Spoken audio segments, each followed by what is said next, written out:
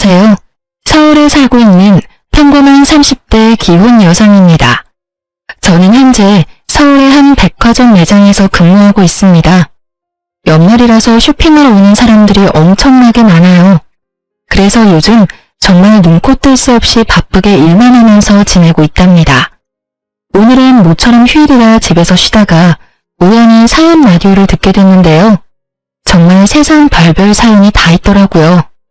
그런데 제가 결혼하고 직접 겪은 일들도 만만치가 않아서 제 이야기 보따리도 이곳에 한번 풀어보려고 합니다.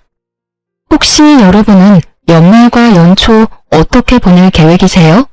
저는 12월 열심히 일하고 1월에 남편과 겨울 춘천 여행을 가기로 했습니다.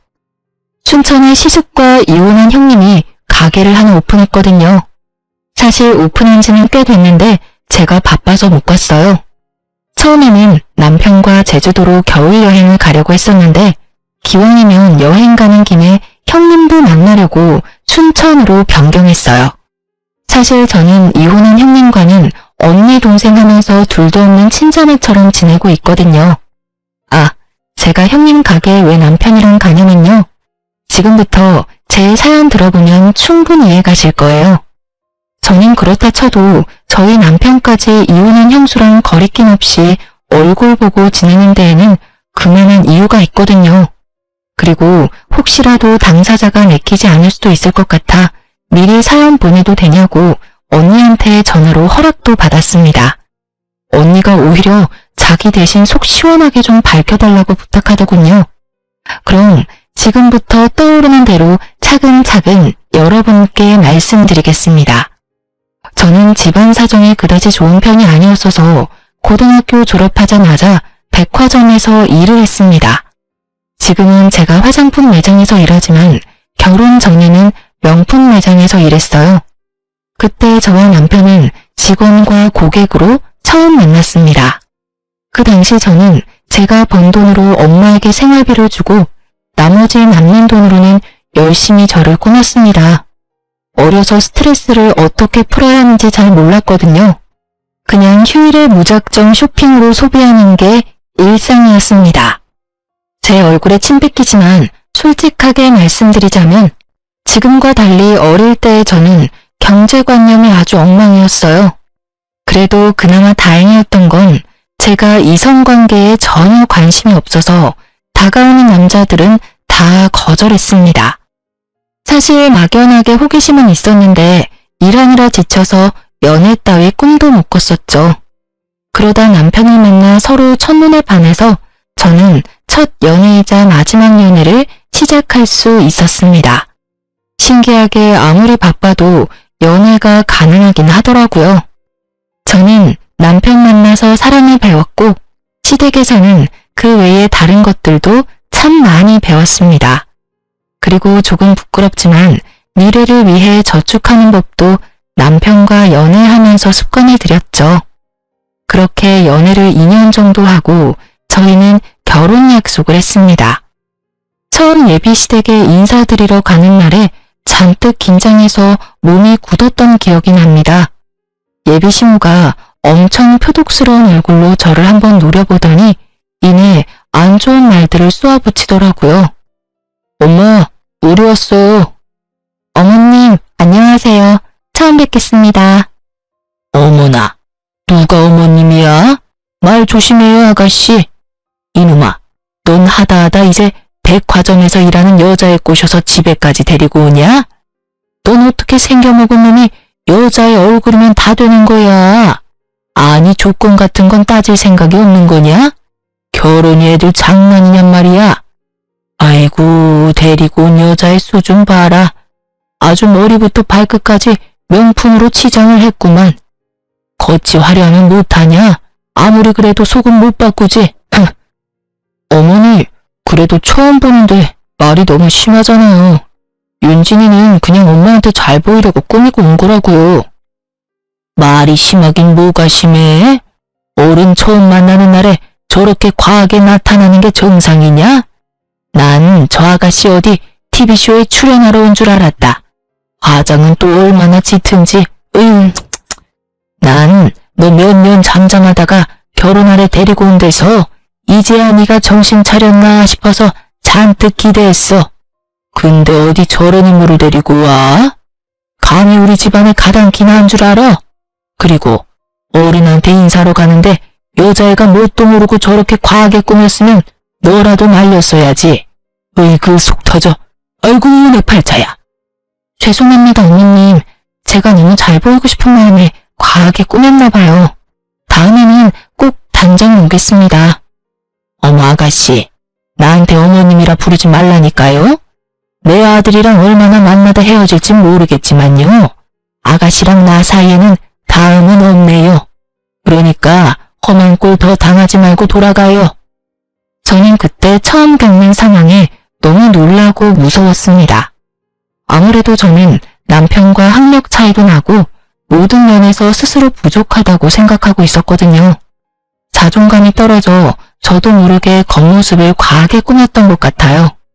첫사랑이자 마지막 사랑인 것 같은 남편을 절대 놓치고 싶지 않았거든요. 그런데 아무것도 못해보고 겉모습 때문에 예비 시모의 미움을 사버리고 결혼을 못하게 될까봐 너무 무서웠어요. 예비 시모가 반대하니까 헤어지자고 할 줄 알았던 제 남편은 뜻밖에도 다 본인이 부족해서 제가 심하게 욕먹는 거라며 울면서 제게 사과했습니다. 오빠, 미안해.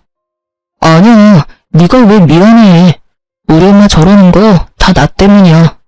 엄마한테 그런 모진 말 듣게 해서 내가 미안해 윤진아. 네가 아니라 내가 부족해서 그래. 다 내 잘못이야.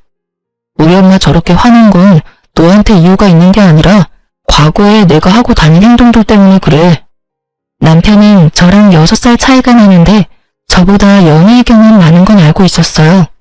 처음 만날 때부터 자기는 여자를 엄청 많이 만나고 다녔다고 고백했거든요. 그런데 그 자세한 내막은 저도 몰랐습니다. 판도라의 상자를 열고 싶지 않았으니까요. 남편은 예비 시모가 노발대발하자 그제서야 제게 울며 자세한 내막을 털어놓는 겁니다. 남편은 집이 꽤 살았어서 백수로 오래 지내며 시부모 돈 펑펑 쓰면서 많이 놀러 다녔대요. 노는 걸 너무 좋아해서 남들보다 늦게 자리 잡았다 하더라고요. 그래서 시모가 남편을 늘 한심하게 바라보았다 합니다. 그런데 남편 얘기를 들어보니 본인 나름대로의 아픔이 또 있더라고요. 남편이 어렸을 때 시부는 늘 바람을 폈고 그는 엄마가 우는 모습만 보고 자랐대요. 그래서 더 사랑을 안 믿고 여자도 막 만나고 다녔다 합니다. 애초에 결혼을 안 할 생각으로 이 여자 저 여자 만나고 다닌 거죠. 시부가 너무 미운데 그나마 할 수 있는 복수가 인생 막 살고 돈 막 쓰는 거라 생각해서 아주 철없이 놀고 먹었다네요. 그때 치기 어린 남편이 엄마의 아픔까지 신경 쓸 여를이 없었던 거죠. 시모는 네 아빠처럼 넌 여자를 너무 좋아한다며 남편을 언제나 탐탁치 않게 생각했다고 해요. 시모에게 제발 형 하는 행동 반만 닮으라는 말을 수없이 들었다 합니다. 그러다 시부가 돌아가고 나서야 정신 차린 남편은 저를 만나서 결혼까지 결심한 거죠. 처음 시숙을 봤을 때는 남편이랑 정반대의 이미지라 저도 조금 놀랐습니다. 남편은 얼굴에도 조금 장난기가 살아있는 사람이었는데 시숙은 얼굴부터 차림새 전부 점잖아 보였거든요. 하지만 나중에 직접 겪어보니 전혀 그렇지는 않더군요. 시숙은 겉모습과 속이 아주 다른 사람이었어요. 하지만 형님만큼 겉과 속이 일치하는 사람이었습니다.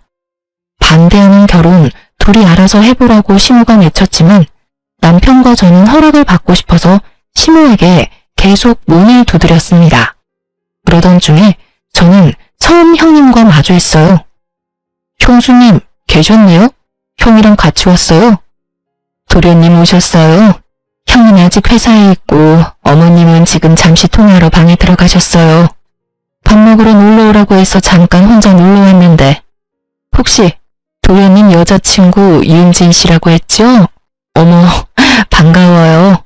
이야기만 듣다가 이렇게 처음 만나네요.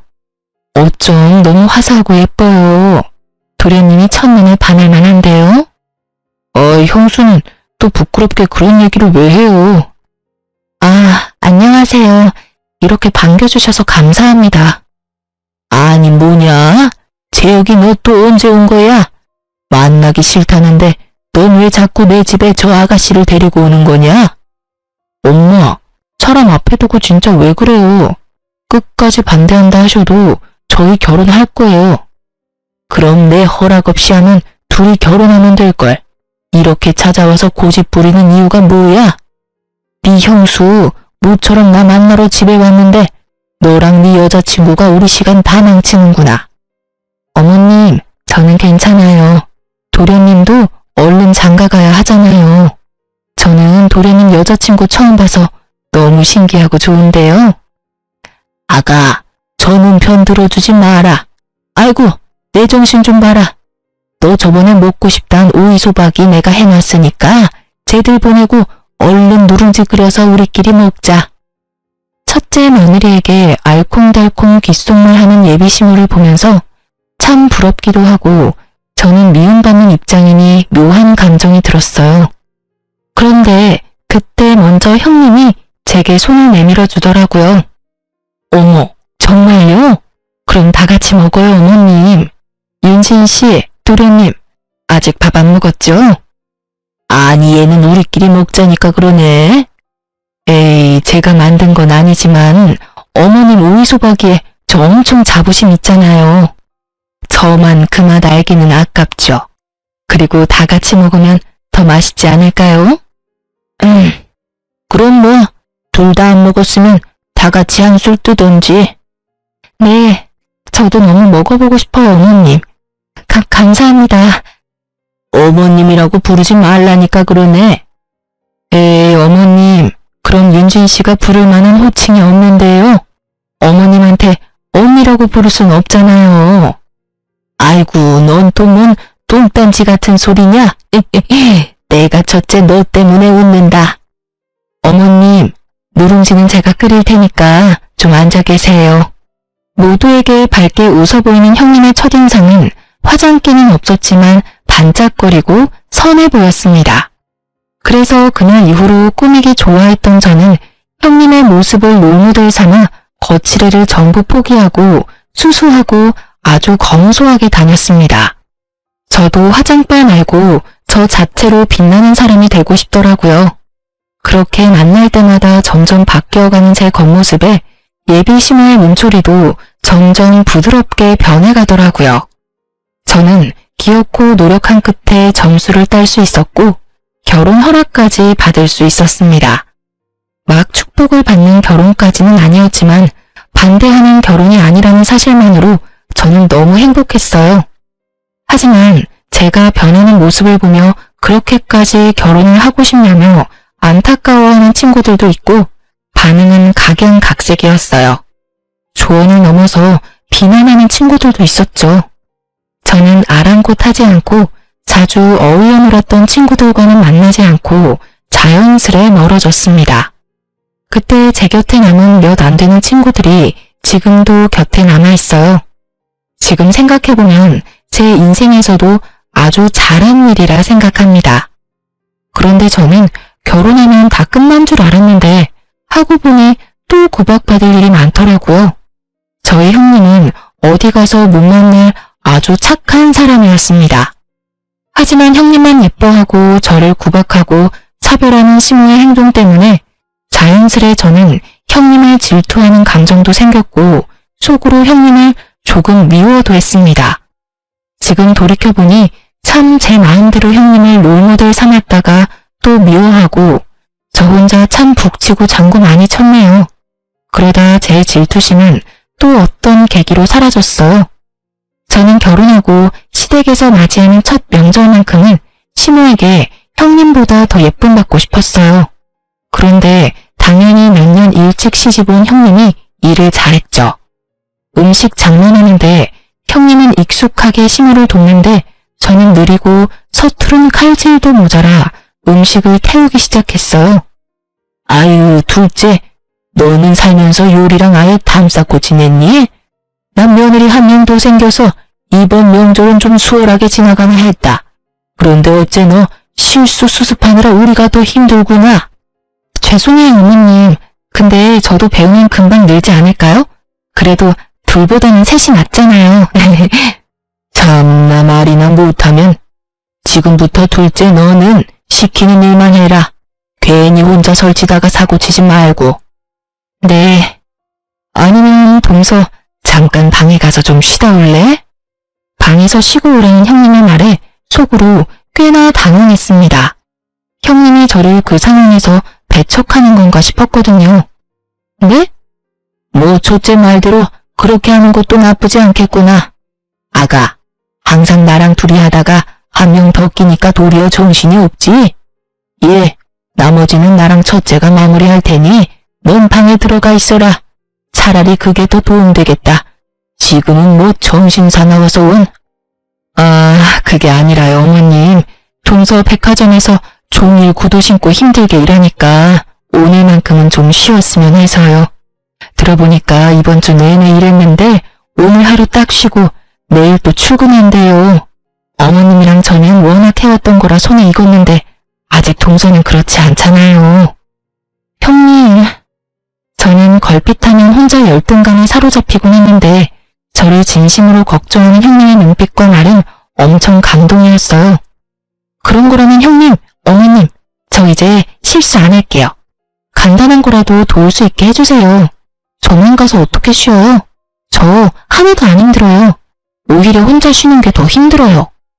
우리가 힘들어 이거사. 그럼 사고 치지 말고 지금부터 딱 하라는 것만 해라. 알겠냐? 네. 잘해내고 싶었지만 참 야속하게도 저는 긴장한 탓에 손에 땀이 계속 났고 결국 시모가 아끼는 그릇을 놓쳐 깨트리기까지 했습니다. 쨍그랑하는 소리에 시모는 참을 대로 참았다며 제게 소리를 질렀어요. 너 정말 오늘 와서 사고만 치고 한 게 뭐가 있냐? 그거 첫째가 선물해준 비싼 접시야. 너 이 귀한 접시 어떡할 거야? 어머님, 정말 죄송해요. 손이 미끄러워서 그만. 넌 어디 네 형님 반만이라도 따라가 봐라. 내가 업고 다니지. 어쩜 그렇게 죄다 엉성하니? 속 터진다 정말. 어머님, 일단 위험하니까 방에 잠깐 들어가세요. 저랑 동서가 바닥부터 치울게요. 시모에게 혼나니까 놀라서 손은 더 말이 안 듣더라고요. 깨진 접시 조각을 맨손으로 치우려는데 형님은 바로 제 손을 저지하고 고무장갑을 끼곤 저 대신 바닥을 청소했습니다. 동서, 그러다 예쁜 손 다쳐. 내가 할 테니까 잠시 앉아 있어. 죄송해요, 형님. 청소 후에 형님은 다 같이 마실 수 있게 차를 우리더니 시모와 제게 내밀었습니다. 놀라서 몸이 굳었을까 봐요. 아가, 역시 너는 센스가 타고났구나. 에이, 어머님, 혹시 저 처음 시집 왔을 때 기억나세요? 자꾸 저 띄워주시면 저 동서 보기 창피해요. 형님이 배시시 웃자 시모는 갑자기 웃음보가 터졌습니다. 영문을 모른 채 저는 두 사람을 보면서 차만 홀짝이고 있었죠. 어머, 아유, 내가 이제 늙었나 보다. 잠시 망각했어. 그래, 너에 비해 둘째는 양반이구나. 둘째 너 지금 손 빠르고 꼼꼼한 이 형님이 처음 우리 집 왔을 때 어땠는 줄 아니? 글쎄, 자기가 음식 혼자 다 하겠다고 어머님 저만 믿으세요 하길래 믿고 외출하고 돌아왔더니 글쎄 해 떨어질 때까지 거실 소파에 대자로 뻗어 자고 있었단다. 그래놓고 하는 말이 잠들어서 음식을 하나도 못했대. 아이고 배꼽이야. 정말 형님이요? 그래. 네 형님이 그랬어. 그래놓고 지도 놀랐는지 내 불호령에 벌떡 일어나서는 이제라도 빨리 해보겠다면서 잠결에 기름이라고 식초를 후라이팬에 냅다 둘러서 후라이팬에 불을 냈지 뭐냐. 그래서 불이 쉽게 안 꺼져서 주방에 소화기 뿌리고 난리 났었죠. 어머님, 그때 저한테도 아까처럼 말씀하셨었는데 기억나세요? 예, 너 그거 내가 아끼는 후라이팬인데 어쩔 거냐? 하셨잖아요. 아까 동서 보는데 저 보는 줄 알았다니까요. 그래, 그랬었지. 너 정말 손 많이 갔어. 저 혼내느라 눈물이 마를 날이 없었잖아요. 신나서 형님의 실수 에피소드를 말하는 시모와 맞장구 치며 웃는 형님을 보면서 비로소 긴장이 풀리더군요. 형님이 일부러 저 덜 혼나게끔 옛날 이야기를 꺼낸 것 같아서 그 마음이 참 고마웠습니다. 그렇게 저는 시모에게 혼날 때도 있었지만 형님에게 위로도 받고 점점 살림에 익숙해지고 시댁 식구들에게 스며들어갔습니다. 그러다 보니 시모의 불호령은 점점 사라졌고 저도 둘째 며느리로서 예쁨을 받으며 지냈어요. 하지만 그 행복도 길지 않았습니다. 얼마 안가 시모가 교통사고가 크게 났거든요. 시모가 그때 심하게 다쳐서 저와 남편도 물론 많이 슬퍼했는데요. 시모 교통사고 소식에 저희 부부와 시숙보다 형님이 더 많이 울었고 울다 심심까지 했습니다. 어머님, 일어나 보세요. 어머님, 저희 왔어요. 형님, 괜찮으세요? 저는 쓰러진 형님을 챙겼고 형님은 제가 생각했던 것보다 강했습니다. 다시 정신 차리자마자 시모를 간병할 준비를 하더군요. 그리고 의외로 효자인 줄 알았던 시숙은 잠깐 얼굴을 비추고 병원에는 잘 나타나지 않았습니다. 형님은 그런 무심한 아들을 대신하듯 중환자실 나눌 때 그 잠깐에도 따뜻한 물수건을 미리 준비해서 시모 얼굴과 손, 발을 열심히 닦아냈습니다. 저와 남편은 그런 형님을 보고 또 한 번 많이 배웠습니다. 그리고 형님은 시모 누워있는 동안 혈액순환이 잘 되어야 한다며 짧은 면회 시간 끝날 때까지 발바닥을 열심히 주물렀죠. 그 사랑 덕분인지 시모는 회복이 빨랐고 의식을 차린 후 일반 병동에 옮겨졌습니다. 얘들아, 고맙다. 내가 너희한테 큰 빚을 졌구나. 빚이라니 어머님, 그런 말씀 마세요. 당연히 저희가 해야 할 도리를 한 거니까요. 어머님, 저희들 다 너무 걱정했는데 특히 형님이 어머님 정말 열심히 간호했어요. 첫째 아가도 둘째 아가도 다들 고맙구나. 그런데 재호가, 네 형 재훈이는 어딨냐? 어머님, 그이는 일이 바빠서 오늘 못 왔어요. 죄송해요. 아니다, 괜찮다. 안 보여서 하는 말이지 뭐. 엄마, 형 대신 내가 있잖아. 이제 절대 아프면 안 돼요, 엄마. 그래, 이제 그럴 일 없을 거다. 내가 우리 아들들한테도 고마워. 그나저나 재훈이도 얼굴 보고 싶었는데 요즘 일이 많이 바쁜가 보구나. 그때 형님은 어딘가 불편한 얼굴로 웃어 보였어요. 저는 뭔가 이상하다 눈치는 챘지만 무슨 사정이 있겠지 하고 묻지는 않았습니다.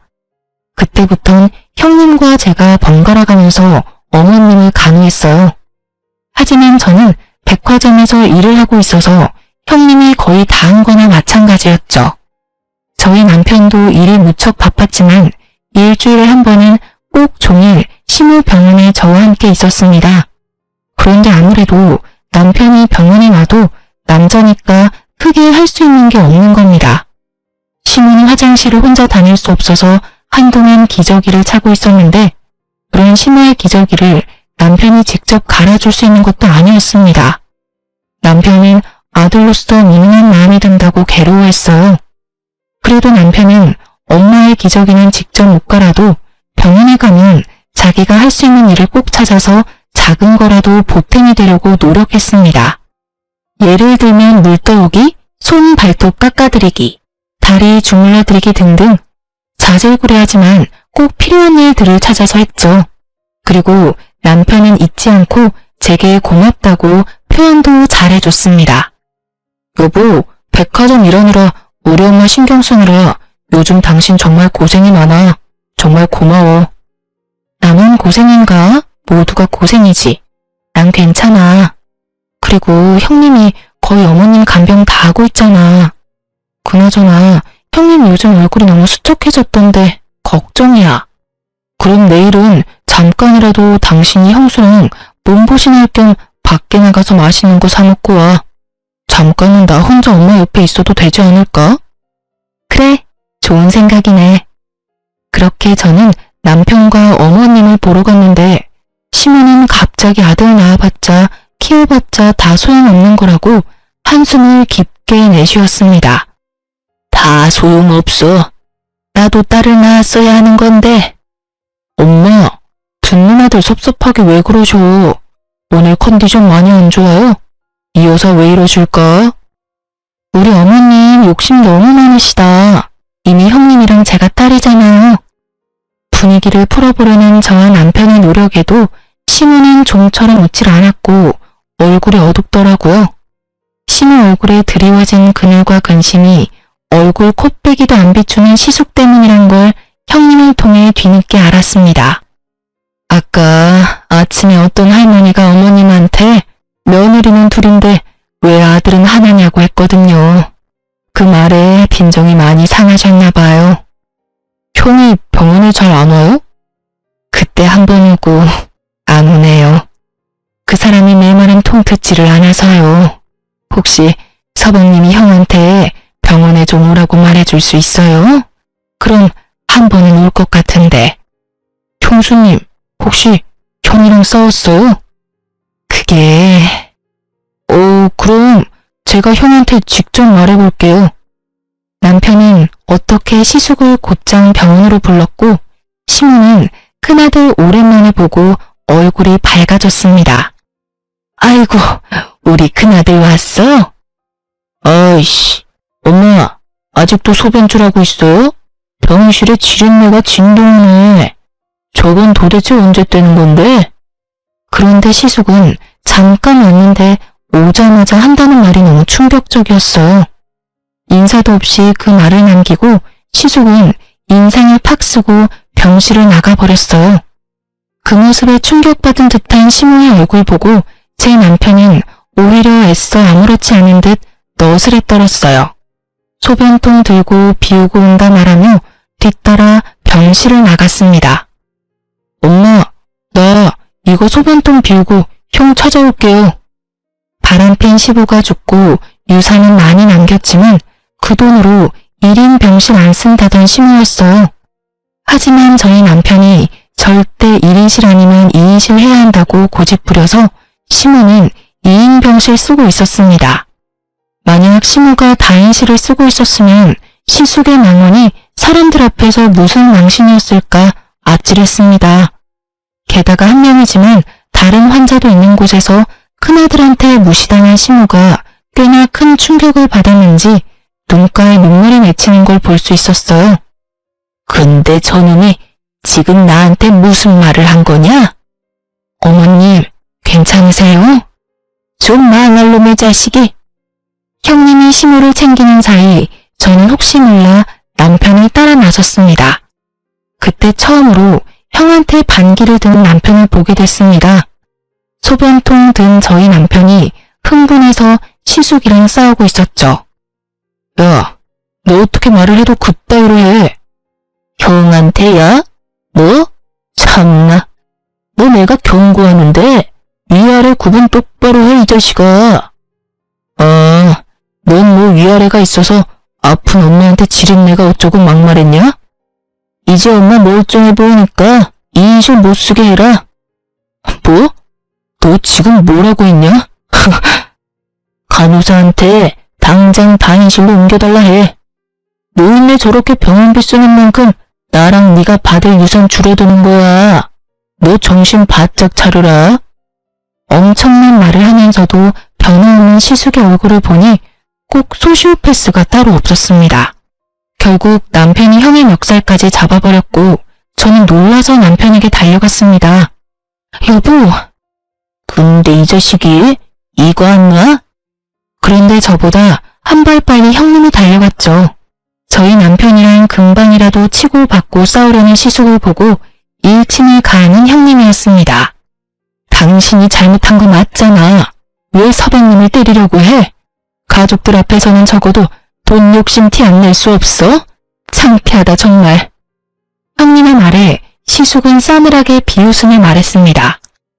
네가 뭔 상관이야? 이제 이 집안이랑 상관도 없는데 어디서 질척거리고 있어? 저리 안 꺼져? 시숙의 말에 순간 남편과 저는 벙치고 말았고 다시 한번 다인실로 옮기라는 경고를 남기고 시숙이 사라지자 형님은 아이처럼 주저앉아서 엉엉 울었습니다. 나 어떡해요, 서방님. 동서, 나 어떻게 살아 이제? 형님, 왜 그래요? 무슨 일 있어요? 형수, 왜 그래요? 아니, 형이 형수님한테 왜 저렇게 말해요? 서방님 형, 어떤 젊은 여자랑 바람났어요. 당장 이혼하재요. 네? 형님은 시숙이 바람 피는 걸 알면서도 지금까지 살뜰히 심호 병수발 들고 있었던 겁니다. 바람 펴놓고 당당하게 이혼하자는 시숙이었는데 형님은 아픈 심호 충격받을까봐 합의 이혼하는 조건으로 잠시 이혼도 미루고 있었습니다. 소송 이혼으로 해도 모자랄 판이었는데요. 절대로 형한테 쉽게 이혼 도장 찍어주지 마요, 형수. 나 이제 어떡하죠? 며칠 전에 이미 찍었어요. 어머님한테 당장 말한다고 해서 더 이상은 미룰 수가 없었거든요. 네? 형수 바보예요? 바보냐고요? 분하긴 하지만 갑자기 이혼 사실 알려서 어머님 쓰러지기라도 하면 어떡해요. 그렇게 바보같이 미련한 형님을 보고 저와 남편이 도리어 울먹였네요. 잠깐 울고는 다시 초연한 얼굴로 시모가 상처받는 건 싫다는 형님이었습니다. 아무리 합의 이혼을 했어도 상간녀 소송이라도 걸어야 해요. 어떻게 해서든 방법 다 총동원해서 바람맞는 엿 먹어야죠. 제가 도울게요. 맞아요. 형님, 저도 남편 딸은 뭐든 도울게요. 어떻게 이렇게 예쁘고 착한 형님을 두고 바람이 나요? 고마워요. 저희 부부는 형님과 변호사를 만나서 상담도 하고 이런저런 계획을 세우고 있었는데 시숙은 초스피드로 형님이랑 합의 이혼하자마자 재혼을 했습니다. 어떻게 알았냐고요? 시숙이 직접 당당하게 말하더군요. 시숙이 갑자기 중요하게 할 말 있다며 저희 부부를 상간녀와 식사 자리에 불러냈거든요. 아니 젊은 여자랑 바람난 거 무슨 자랑이라고 아주 동네방네 소문내려고 결혼식도 올린다 하더라고요. 뭐가 급한지 시숙은 벌써 혼인신고도 올렸고 요란하게 결혼식 준비도 하고 있더라고요. 안녕하세요. 우리 자기한테 말씀 많이 들었어요. 얼굴에 철판이라도 깔았는지 아무렇지 않게 저와 남편에게 해맑게 인사하는 상간녀 보고 저와 남편은 보란듯이 투명인간 취급을 해줬습니다. 급한 일이라더니 이런 자리에 왜 불렀어? 결혼 전에 인사 나누려고 불렀지. 우리가 한가해 보이나 봐? 그리고 내가 왜 형 상간녀한테 인사까지 해야 하지? 네? 너 말 조심해. 내가 뭘? 듣는 귀들도 있는데 상간녀라니? 어머 아주버님, 상간녀를 상간녀로 하지. 그럼 뭐라 불러요? 재수씨. 언제는 그쪽이라더니 이제야 저를 재수씨라고 불러주시네요. 우린 보이는 그대로 말했는데 뭐가 문제인지 모르겠네. 그리고 엄마는 병원에 아직도 계시는데 형은 뭔 생각으로 우릴 여기 부른 거야? 진짜 제정신 아니지? 삐딱하게 구는 것도 정도껏 해. 이제 가족이라곤 너랑 나랑 둘뿐인데 서로 의지하고 살아야 하지 않겠어? 뭔 개소리야 그게. 우리 엄마 멀쩡히 살아있는데. 죄송하지만 저는 형제끼리 싸우면 관심 없어요. 그냥 다 같이 잘 지내고 싶거든요. 물론 동서랑도 잘 지내고 싶고요. 우리 형님은 어머님 병원에 있는데 당신 지금 누구 보고 동서래? 진짜 뻔뻔하네. 상간녀 주제. 부부가 합심해서 적대적이네요. 자기야, 나 슬슬 화내려고 하는데요. 언제까지 여기 있어야 해요? 일단 오늘 두 사람 부른 건 내 결혼식에 올 가족이 두 사람뿐이잖아. 와서 자리 좀 채우라고. 형, 아까부터 왜 엄마 없는 사람 취급하냐니까? 그럼 노인네 소변줄 달고 결혼식 오라 해? 진짜 아주버님 그렇게 안 봤는데 정말 이기적이네요. 우리가 왜 참석해야 해요? 전 절대 그 결혼식 안 가요. 그럼 재수씨는 오지 말던가요. 됐고, 야, 너만 와. 아니, 나한테 가족은 지금부터 형 제외하고 딱 3사람이야. 엄마, 이 사람, 형수. 네가 엄마 없는 사람 취급하니까 나도 지금부터 너 없는 사람 취급해줄게. 뭐라고? 안 그래도 상간녀 소송 들어와서 골치 아픈데 너까지 머리 아프게 하지 마. 어머머, 여보, 아주버님 모르셨나봐. 우리가 형님 도와서 소송한 건단 말이야. 뭐라고요? 참나 기가 막혀서. 자기야, 가만히 듣고만 있을 거야? 아니, 있어봐봐 좀. 지금 재수씨가 말한 거 다 사실이야? 그래, 내가 배신당한 불쌍한 형수님 도왔다. 형, 너 그러다 천벌받아. 너 진짜 돌았냐? 형제지간 배신하고 남인 네 형수 도와주는 게 말이 돼? 엄마가 알면 가만 계시겠냐? 정말 양심도 없다. 형수는 남인데도 아픈 우리 엄마, 자기 엄마처럼 지극정성으로 간호했어. 엄마가 형 너 바람난 거 알면 누구 편 들까? 너 정말? 아니, 동생이 저렇게 나대는데 자기는 멍청하게 당하고만 있을 거야? 상간녀는 씩씩거리더니 저희 남편에게 갑자기 물을 뿌리려고 하더군요. 저는 그대로 물잔을 낚아채서 먼저 상간녀에게 물을 뿌려줬습니다. 어디 감히 내 남편한테. 이게 무슨 짓이에요? 당장 우리 형님 대신해서 머리채라도 쥐뜯어주고 싶은데요. 내 손 더럽히는 거 싫어서 손을 못 대겠네요. 냉수나 차렸으니까 정신 좀 차리고 살아요. 상간녀가 자리를 박차고 나가니까 시숙은 두고 보자며 같이 따라 나가더군요. 그리고 얼마 후 병원에서 할 치료를 다 끝낸 시모는 몸은 여전히 불편해서 한동안 요양병원으로 옮겨 지내기로 했습니다. 형님은 더 이상 병원에 오지 못했어요. 시숙은 이제 혼인신고도 해서 자기 부인은 따로 있으니 시모 옆에 있지 말라며 형님을 내쫓아버렸거든요. 상간녀 소송 때문에 열받아서 그런 듯 했습니다. 어머님, 앞으로 저 없을 때는 간병인이 올 거예요. 간병인? 혹시 첫째한테 무슨 일 생긴 건 아니지? 시모는 영문도 모른 채 갑자기 사라진 형님을 계속 찾았습니다. 형님을 걱정하는 시모에게 결국 저희 부부는 사실대로 털어놓았어요. 사실은요, 어머님. 엄마, 놀라지 말고 잘 들어요. 모든 이야기를 전해 들은 시모는 충격을 받은 듯해 보였지만 쉽게 무너지지 않았어요. 아주 비장한 표정을 지어 보였습니다. 있어 봐라. 내가 알아서 하마. 그 말 한마디가 얼마나 든든하고 멋져 보였는지 모릅니다. 그 이후로 시모는 온 가족을 시모의 요양병원에 다 불러 모았습니다. 이번엔 시모에게도 인사를 시킬 생각인지 시숙이 재혼한 상간녀를 데리고 나타났습니다. 엄마, 좋았어요. 그래, 장남 왔냐? 동 얼굴 보기 어렵구나. 얼마 만에 보는지 모르겠어. 죄송해요. 그럴 일이 좀 있었어요. 안녕하세요, 어머님. 그쪽은 누구? 엄마 아픈 사이에 저한테 많은 일들이 있었어요. 다 말씀은 못 드려요. 부부간 말하지 못할 사정이 있었거든요. 그 사람이랑은 이혼도 합의해서 잘했고 저는 진짜 제짝 만나서 재혼했어요. 시숙이 말을 워낙 청산유수처럼 해서 가만 들어보니 마치 본인 잘못한 거 하나도 없다는 듯 상황 설명을 하더군요.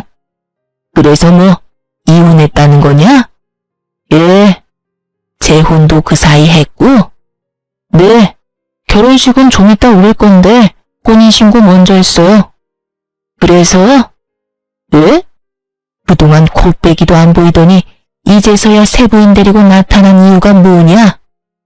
그게 저 요즘 사업이 좀 어려워져서요. 엄마가 좀 도와주셔야겠어요. 그래? 2억 정도 필요해요. 2억 달라는 말을 시모에게 아무렇지 않게 꺼내는 시숙을 보고 저와 남편은 깜짝 놀랐습니다. 뻔뻔한 것도 정도가 있잖아요. 게다가 시숙은 결혼식 비싼 호텔에서 해야 한다며 돈을 펑펑 쓰고 있었거든요. 사업이 어려운 와중에도 시숙은 바람피고 무리하게 재혼하느라 사치하고 있었던 거예요. 놀란 저희 부부와 달리 잠자코 듣던 시모의 얼굴에는 표정 변화가 없었습니다. 안 그래도 나 죽고 나면 유산은 어떻게 할지 모두에게 말해주려고 오늘 불렀다. 내가 한 번도 돈 관련해서 따로 얘기한 적 없으니까 다들 궁금도 했겠지. 이번에 교통사고 나면서 깨달았어. 참, 언제 어디서 어떻게 죽을지 알 수 없는 게 이놈의 인생이야. 그래서 미리 내가 정리를 좀 하려 한다. 저는 그 순간 상간녀에게 해실거리며 웃는 시숙의 악마 같은 모습을 또 봐버렸습니다. 정말 역겨웠어요. 하지만 어머님이라고 눈이 없을까요? 그네, 넌 돈 얘기하니까 대놓고 좋아하는구나. 그런 거 아니에요, 엄마. 그런데 그냥 유산 나눠주면 재미없지. 나도 보험은 들어놔야 할 거 아니야? 내가 죽기 전까지 나 보살필 놈한테 더 많이 줘야지. 안 그러냐? 그럼 이제 말해봐라. 나 요양병원에서 퇴원하면 첫째, 둘째 중에 어느 집으로 가면 되냐? 그게... 시모의 말에 시숙은 머뭇거렸고 남편은 그런 시숙을 비웃었습니다. 엄마, 둘째 아들이 모실게요. 네, 어머님, 저희 집으로 오세요. 그러자 시숙은 아니라며 장남이 모시겠다 소리쳤죠. 무슨 둘째 집에 가요? 엄마는 장남이 모셔야지. 자기야, 그게 무슨 말이야? 나랑 상의도 없이 그런 게 어딨어. 그런 말은 전혀 없었잖아. 난 싫어. 상간녀가 눈치 없이 시숙에게 칭얼거리자 시숙은 참지 않고 불같이 화내더라고요. 어떻게 될지 모르니까 넌 좀 조용히 있어. 에휴, 젊은 아가씨가 아주 꽉 막혔네. 나도 태어나기 전까지 고민을 좀 해봐야겠어. 그럼 이제 내 수발은 아가씨가 될 건가? 재혼했으니까 말 편하게 할게. 지금 내 상태는 알고 있고. 네? 수발이라뇨? 계속 간병이 쓰는 거 돈 아깝잖아. 내가 전보다는 나아지긴 했는데 요즘 통 화장실 가기 전에 지려서 기저귀를 다시 차고 있어. 그래도 소변줄 뗀 게 어디야? 기저귀 갈아주는 거 어렵지 않지? 저는 그런 거 못해요. 차라리 간병인을 쓰세요. 얼굴 빨개진 상간녀가 머뭇거리며 못한다 했어요. 그러자 시모는 쌍심지를 켜고 상간녀에게 말했습니다. 왜? 집에 시어머니 모시는 것도 못하겠고 병원 와서 내 기저귀 가는 거 겨우 그것도 못하겠어? 그럼 도대체 네가 할 수 있는 게 뭐야? 원래 내 큰며느리는 더한 것도 했는데 넌 왜 못해? 그럴 거면 너 왜 내 큰며느리 자리를 떼차고 있는 거야? 그러자 시숙은 귓속말로 상간녀에게 쏘아붙였습니다. 귓속말이라고 하기엔 너무나 목소리가 커서 다 들렸지만요. 아이씨, 말이라도 어떻게 잘해봐. 뭐라도 좀 해보라고. 내가 뭘 어떻게 해? 아니, 어떻게 내가 더럽게 당신 엄마 기저귀를 갈아주냐고.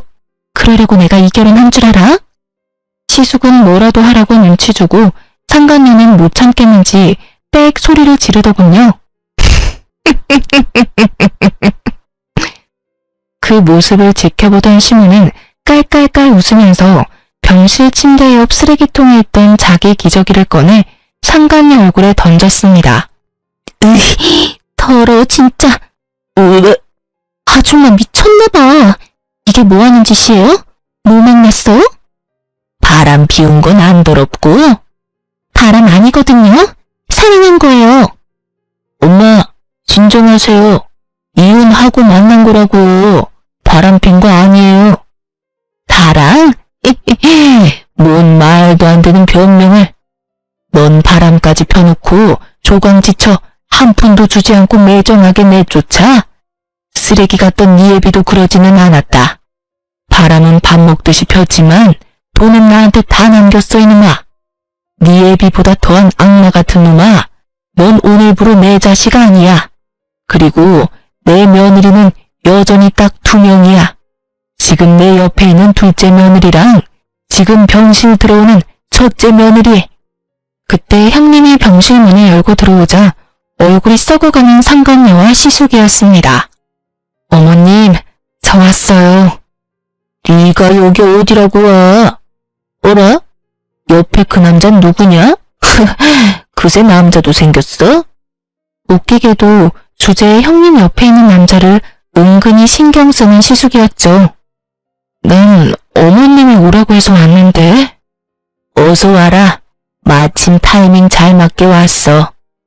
형님 옆에 서 있던 남자는 다름 아닌 시모가 부른 변호사였습니다. 이제부터 정리를 좀 해보자고. 땡땡동의 5층 건물은 둘째네 부부에게 주기로 하셨습니다.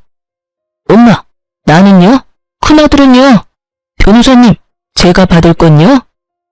현재 요사님께서 살고 있는 집 말고 따로 세주고 있는 지방 아파트가 한 채 있습니다. 변호사가 뜸들이며 누구 줄지 말을 안 하니 시숙은 초조한 얼굴로 재촉하더군요. 일단 그 아파트 말고 첫째 아들분께는 통장을 넘기기로 하셨습니다. 물론 지금 당장 진행하는 게 아니라 모든 재산은 피상속인이 사망하시고 난 뒤에 유산으로 상속받는 겁니다. 알아요. 그러니까 내가 얼마나 받는데? 내 아들한테 미리 보여줘요. 네, 그럼 여기 통장. 변호사에게서 시숙이 화난 얼굴로 통장을 받아들고 상간녀랑 시숙은 금액을 확인했습니다. 일십, 백, 천만, 십만, 백만, 고작 200만 원? 뭔가 잘못된 것 같은데요? 시숙이 당황하며 재차 금액 다시 확인해도 200만 원이었어요. 금액이 뭔가 이상해요. 뭐가 이상해? 그게 딱 니놈이 받을 돈인데. 엄마, 200이 아니라 당장 2억이 필요하다고요, 나는. 그 200만 원은 사실 병실에 지름이 난다며 병문안 못 오겠다던 그날 시숙이 어머님 통장으로 입금했었던 돈이었어요. 이 집구석 별꼴이야 정말. 돈은 많대서 이웃남이랑 결혼했는데 사업은 오늘 내일하고 받을 유산 많대서 기대했더만 가진 거 쥐뿔도 없는 놈이네 이거. 사기 결혼이야. 이혼해. 뭐? 잠깐 기다려봐. 뛰쳐나가는 상간녀의 세상 다 잃은 얼굴로 시숙은 무릎 꿇고 빌었습니다. 엄마, 나한테 왜 이러세요? 아들이 잘못했어요. 이제 장난 그만하시고요. 아파트는 나 줄 거죠? 한심하기 짝이 없는 니놈한테 내가 왜 아파트를 줘? 저 여자랑 당장 이혼할 테니까 제발 제목 유서는 제대로 남겨줘. 에이. 시모가 들은 척도 안 하자 시숙은 시모의 바지가랑이를 붙잡으며 말했습니다. 엄마, 그럼 아들 사업이라도 좀 도와줘요. 아까 말한 2억은 도와줄 거죠? 나 이러다 진짜 망해요. 2억? 2억이 누구 개 이름이냐? 맡겨놨어. 난 앞으로 나 먹고 살 돈이란 병원비밖에 없어 이제. 엄마. 변호사 선생님, 나 죽으면 작은 건물 말고도 나머지 남은 돈들이랑 내가 살던 집은 둘째한테 줄 거예요. 나 때문에 고생을 많이 했거든. 아파트는요, 엄마? 아파트 있잖아요. 이미 난 네 조광지처한테 그 아파트 줘버렸는데 네가 이혼 안 했음 그 아파트 팔아서 같이 쏟겠지. 멍청한 놈. 어디 지 아빠랑 똑같은 짓거리를 해? 꼴도 보기 싫다. 다시 내 앞에 나타나지 마라. 뭐라고? 야, 너 사실이야? 그런 걸 받았으면 나한테 말을 했어야지. 몰랐니? 탐낼 걸 탐내. 어머님이 나 평생 고생만 하고 불쌍하게 이혼당했다고 너 대신 위자료 챙겨주신 거거든? 어머니, 제발요. 무슨 생각으로 그러신 거예요? 참나, 이제 내 손 떠난 것들이다. 네 마누라한테 사과하고 빌어보던가. 여보, 내가 미안해. 내가 잘못했어. 가증스러워. 형님은 펑펑 울고 있는 시숙의 뺨을 사정없이 날렸습니다. 그래, 때려. 에이, 마음 풀릴 때까지 차라리 날 때려. 넌 평생 반성해야 해. 근데 말야 어쩌지? 난 너랑 다시 합칠 생각도 없고 내 돈 나눠줄 생각도 없어. 지금껏 넌 네 생각만 해왔잖아. 나랑 내 아들은 손가락 빨고 살라고 그렇게 매정하게 버려놓고 잠 잘 오디? 그리고 너 어머님 병실에 있을 때 한 번이라도 말 따뜻하게 해본 적 있어? 가족들 먼저 버린 건 당신이야. 일어나. 이제 와서 불쌍한 척 거짓 눈물 흘리지 마. 그동안 엄마랑 형수한테 피눈물 나게 한 건 형이잖아. 시모는 끝까지 시숙을 외면했고 남편은 짐승처럼 울부짖는 시숙 멱살을 끌고 병실에서 나갔습니다. 시모는 시숙이 사라지자마자 결국 눈물을 훔치며 말했죠. 아가, 이런 한심한 꼴 당하게 해서 미안하다. 내가 아들을 한참 잘못 키웠어. 정말 미안하다. 어머니, 아니에요. 그 뒤로 시숙은 가족들이 모두 외면하자 혼자 사업 살려보겠다고 무리하게 대출받고 여기저기 돈을 빌리며 아등바등 사는 듯 했습니다. 대출금 갚는 것만 월 몇백이라서 남편에게 빌빌 기면서 한 번만 돈 좀 빌려달라고 구걸한 적도 있었어요. 남편은 형에게 그러게 왜 똑바로 살지 않았느냐고 네 업보라며 절대 한 푼도 빌려주지 않았습니다. 시숙은 그렇게 대출까지 끌어다 썼지만 결국 사업도 망하고 빚만 가득한 폐인이 됐습니다. 상간녀는 당연히 시숙 버리고 도망간 지 오래였고요. 잘못에 비해 택도 없이 적은 금액이긴 했지만 형님은 상간녀 소송으로 위자료도 받았습니다. 그렇게 멀끔하고 점잖아 보였던 시숙은 인생 쫄딱 망하고 고시원살이를 하고 있어요. 형님은 앞서 말했던 것처럼 친정엄마랑 춘천에서 장사를 하고 있는데 말 그대로 초대박이 나서 아주 바쁘고 재밌게 살고 있습니다. 조카도 이번에 고등학교 들어가는데 공부 잘해서 기숙사에 들어가서 살고 있고요. 안타깝게도 어머님 말대로 죽음은 갑자기 찾아왔고 저희 어머님은 1년 전 돌아가셨습니다. 시숙은 어머님 장례식장에 나타나지도 않았습니다. 재산을 받지 못한 것에 아직도 앙심을 품은 것 같아 보였어요. 그래도 부모이고 핏줄인데 어쩜 이리 무정할까요? 그 뒤로 어머님 유산은 어머님이 말한 대로 다 받았습니다. 형님은 그 아파트 팔아서 가게 여는데 조금 보탰고 나머지는 공부 잘하는 조카 나중에 유학 보내줄 거래요. 피 안 섞인 시무를 살뜰히 간병하고 의리 지켜서 결국 행복해진 저희 형님. 아직까지도 저는 대단하게 느껴집니다. 평소에 좀 무뚝뚝할지라도 바람만이라도 안 폈으면 시숙이 시모의 유산을 받을 수 있었을까요? 생각해보니 것도 아닐 것 같네요. 멍청하게 돈도 가족도 모두 잃은 시숙 보면서 저희 남편은 더 올바르게 살려고 노력하고 있습니다. 아빠와 형을 절대 요만큼도 닮고 싶지 않다면서요. 절대 하늘은 손바닥으로 못 가리는 것 같아요. 시숙과 형님 보면서 결국 마지막에는 착한 사람이 이기고 나쁜 사람이 벌 받는다는 걸 저는 간접적으로 경험했습니다. 어머님이 마지막 순간 했던 말이 저는 아직까지도 마음이 아파요. 남편에게 제발 너라도 가정 지키고 행복하게 살아라 라고 하셨거든요. 원래도 착한 저희 남편은 시모의 마지막 말처럼 가정에 정말 충실하고 있습니다. 남편과 저는 서로 의지하면서 잘 살고 있습니다.